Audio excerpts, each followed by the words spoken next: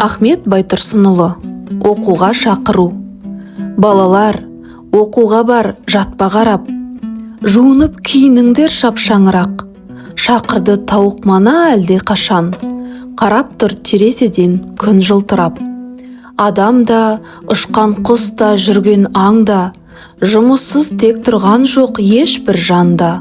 Кішкене қоңыз да жүр жүгін сүйреп, барады араларда ұшып балға. Күн ашық, тоғайлар шат, ың-жың орман, оянып жан мақұлық түнде қонған. Шығады тоқылдақтың тоқ-тоқ даусы, сайрағы сарғалдақтың сыңғырлаған. Өзенде балықшылар ау қарап жүр, тоғайда орақ даусы шаң-шың орған. Аллалап ал кітапты қолдарыңа, құлдарын Құдай сүймес жалқау болған.